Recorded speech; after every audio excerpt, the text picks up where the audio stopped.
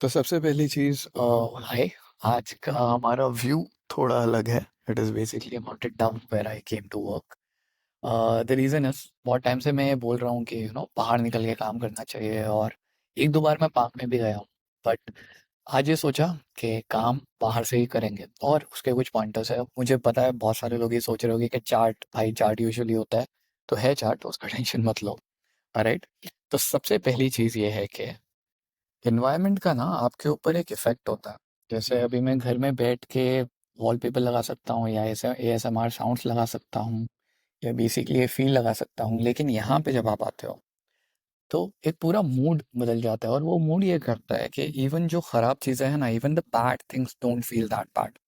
अगर होमवर्क करना है, कुछ ऑफिस का काम करना है, मुझे पता है हर किसी के पास ये लग्जरी नहीं होंगी, लेकिन जो भी है, जैसा भी है, पार्क भी है, आई थिंक वो भी काफ़ी है, वो भी ज़रूरी है काम करने के लिए।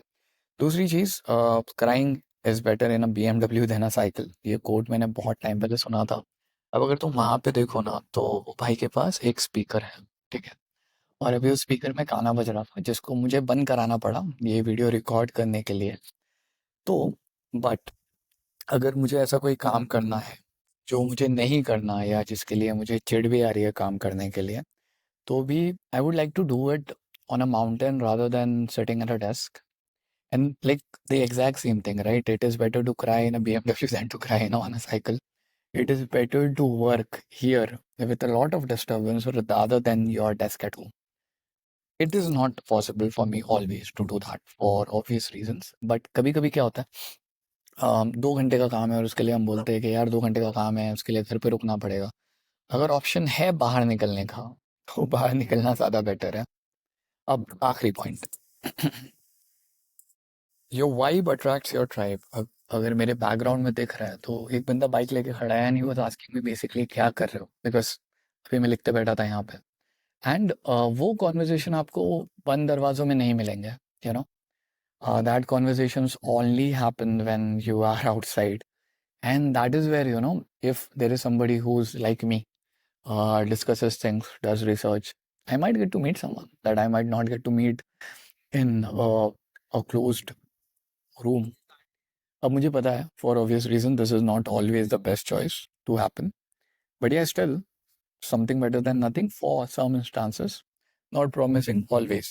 और एक बहुत आखिरी चीज, अगर तुम इस व्यू को देखो तो पूरा के पूरा समंदर है, गैलेंस ऑफ वाटर्स, वहां पे एक बंदा है जो मुझे दिख रहा है, शायद आपको नहीं दिखेगा। Can you see this guy here? या can you realise how small we are in comparison to the grand scheme of things?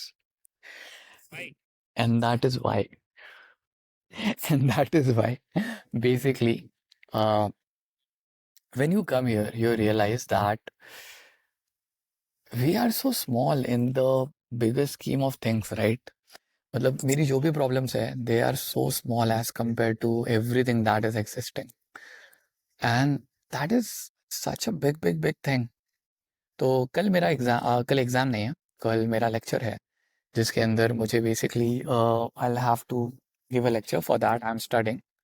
और अभी बाइक की आवाज़ आ रही होगी पीछे से, but all that is just one instance, 5 minutes, one lecture, one day, in the grand scheme of things that is your life and that is you, and that is realisation. So yeah आज का video, sorry थोड़ा English थोड़ा हिंदी में हो गया, but I really hope it helps you, and कल मिलता है अपने नॉर्मल ब्लैक बोर्ड वाले सेटिंग के साथ। बाय।